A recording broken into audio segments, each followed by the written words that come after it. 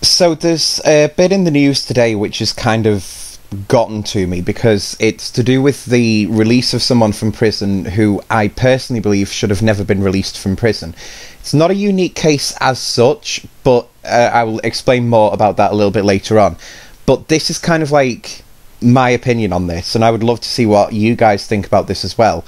The case, as you might have been able to guess from the title, is to do with the incident which happened in the 90s to do with James Bulger. Now, obviously, a lot of people will already know about what happened in that case and, you know, the whole court case and the prison, so to speak, and all that sort of thing. You know, there's been countless documentaries made about this, but with today's news, I kind of feel that I've got to get my voice heard on this because, you know, I've sat down to make many a video about this quite a few times, but I've never fully found the words to explain how I feel. And I think after reading today's news, I think is now the perfect time for me to explain to you fully how I feel about this. To give you a bit of background on this case, I want to start by telling you what Wikipedia actually says about this case and what happened. Now, I will warn you, I have read this before many a time, but it does contain some details which are disturbing, to say the least. CCTV evidence from the New Strand shopping centre in Bootle, taken on the 12th of February 1993, showed Thompson and Venables casually observing children appearing to be selecting a target. The boys were playing truant from school, which they did regularly. Throughout the day, Thompson and Venables were seen stealing various items including sweets, a troll doll, some batteries and a can of blue paint, some of which were later found at the murder scene. It was later revealed that one of the boys were planning to find a child to abduct, lead them to a busy road alongside the shopping centre and to push the child into the path of oncoming traffic. That same afternoon, James Bulger, who was often called Jamie by the press, although never by his family, who was from nearby Kirby, went with his mother Denise to the New Strand shopping centre, where they were inside one of the butcher's shops, which is on the lower floor at the centre of the centre at around 3:40 in the afternoon. Denise, who'd been momentarily distracted, realised that her son had disappeared. He'd wandered through the open door of the shop while she'd been placing an order for some lamb chops, and he was spotted by Thompson and Venables. They approached him and spoke to him before leading him by the hand and leading him out of the shopping centre. This moment was captured on a CCTV camera, and the recordings were time-stamped at 15:42 in the afternoon. The boys took Bulger on a meandering 2.5-mile walk across Liverpool to the Leeds-Liverpool Canal, where he was dropped on his head and suffered injuries to his face. The boys joked about pushing Bulger into the canal. During this walk across Liverpool, the boys were seen by 38 people. Bulger had a bump on his forehead and was crying, but most bystanders did nothing to intervene, assuming that he was a younger brother. 2 people challenged the older boys, but they claimed that Bulger was their younger brother or that he was lost and they were taking him to the local police station. At one point, the boys took Bulger into a pet shop, from which they were ejected. Eventually, the boys arrived in the village of Walton, and with Walton Lane police station facing them, they hesitated and led Bulger up a steep bank to a railway line near the disused Walton and Anfield railway station, which is close to Anfield Cemetery, where they began torturing him.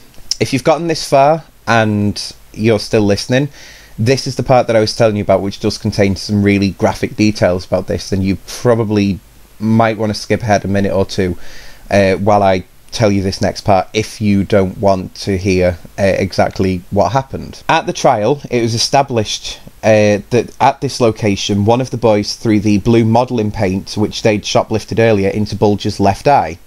They kicked and stomped on him and threw bricks and stones at him. Batteries were placed in Bulger's mouth, and police believe that some batteries may have also been inserted into his anus, although none were actually found there. Finally, a 22-pound iron bar, described in court as a railway fish plate, was dropped on him. Bulger suffered 10 skull fractures as a result of the iron bar striking his head.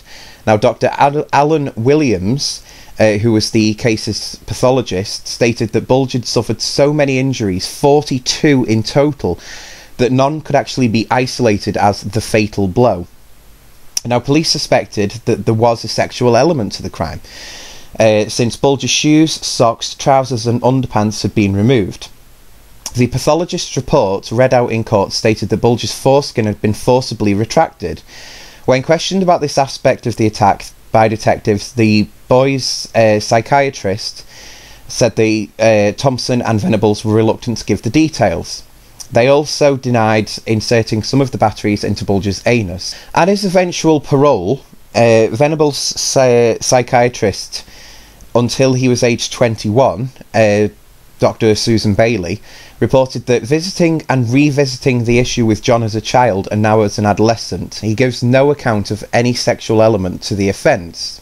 Before they left him, the boys laid Bulger across the railway tracks and weighted his head down with rubble in the hope that a train would come and hit him and make his death appear to be an accident. After Bulger's killers left the scene, his body was cut in half by the train, and Bulger's severed body was discovered 2 days later on February the 14th. Jon Venables, who is obviously one of the ones who carried out that attack, was actually recalled to prison in 2010, and it's for accessing images of child abuse, and he was later granted parole in July.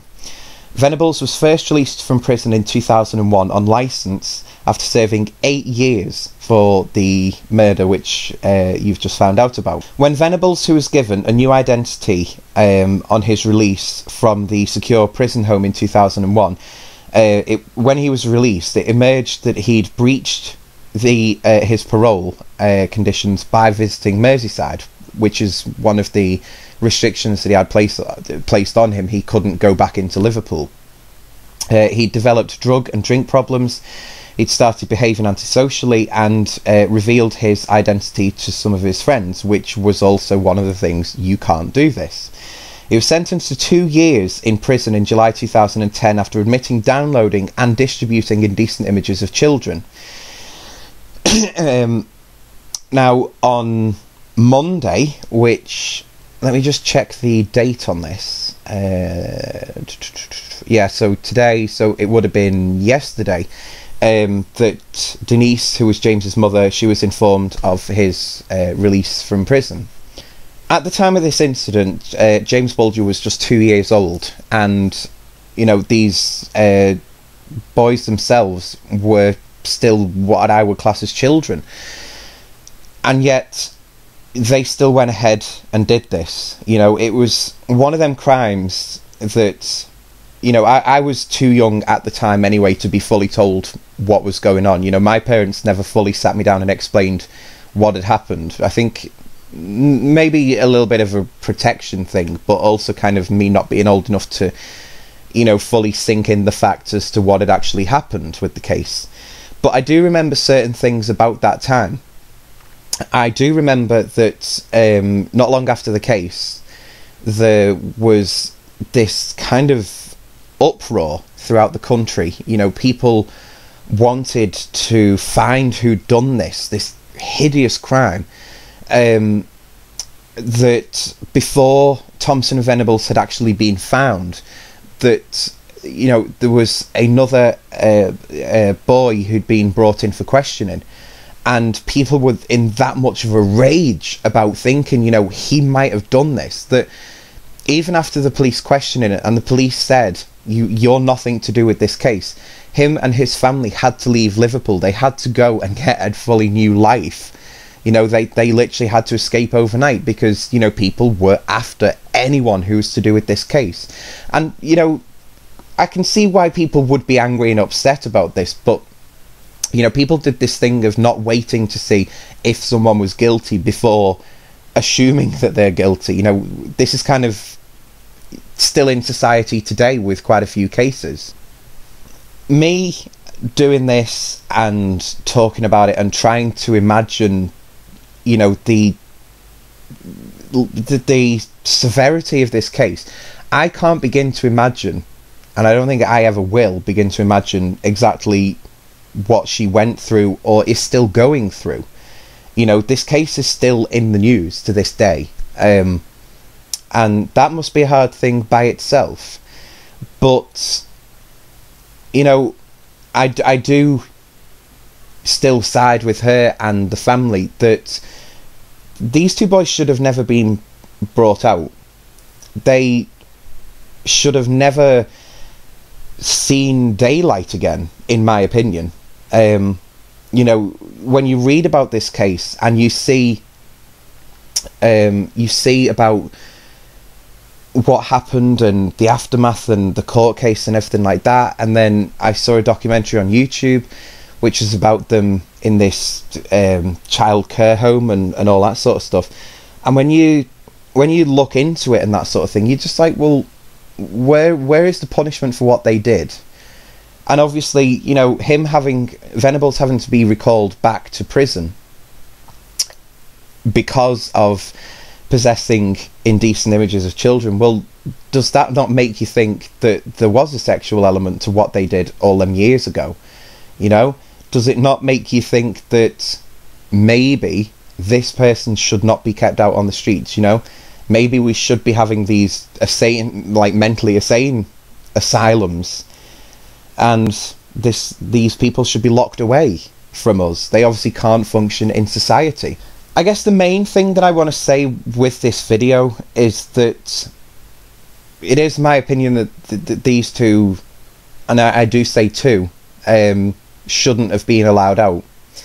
I say that because there was a case kind of similar to this in America, in which it was one boy acting, and he'd picked a toddler and, you know, done all this horrific stuff. He will never be out of prison again. You know, he's not on death row, but he's not coming out.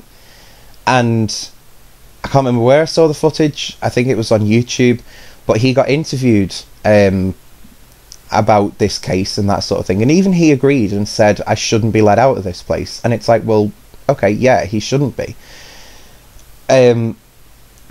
This case with James Bulger, I fail to see why, you know, why we should have to put up with these sorts of people in our society. You know, I mean, whatever happened to you? We are the United Kingdom. We have great people in, and yet there we are with these two living freely in our society. There's a little bit more extra to this, in which probably about a year ago or something like that, there was images that got released online.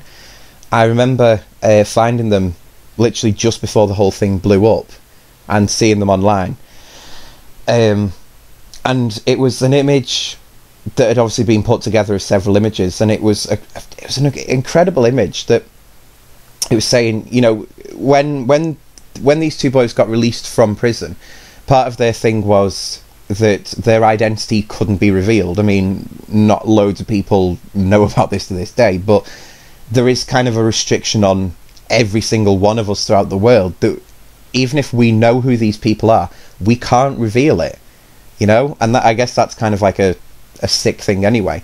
But an image came out, and it was one of several images which had been put together, and it was saying, you know, look at the shape of the ear, look at the eyes, look at this, look at that. And it was like, okay, that could well be them. And this whole thing exploded because people put the images on their Facebook, on their Twitter, on Instagram, on everything like that, and they shared these images, and that broke the conditions that we all have on us. So, you know, other people got in trouble about this, and it's like, well, you know, we didn't do this crime. And I say we because I presume I'm not the only one who thinks this, but we don't think that these people should be allowed to live in our society. We don't want them in our society. What these two boys did was completely sickening. And to see in the news to this day that they're still doing things that they shouldn't be doing, involving children, it makes me think even more, what the fuck are we doing? Where is the actual justice system in this country? I know that we can't serve the sort of justice which is going to give Denise her son back, which would be the ideal kind of justice, but that can't be done. So we need to find something else that can go, okay, that's what you have to deal with because this is what you've done. And I'm sorry, but giving them a new identity, getting other people into trouble because they know about the identity of these people, it's fucking bullshit. And I'm so sorry to have to use strong language in this, but it is. It's absolutely bullshit. Why do we have to protect these people?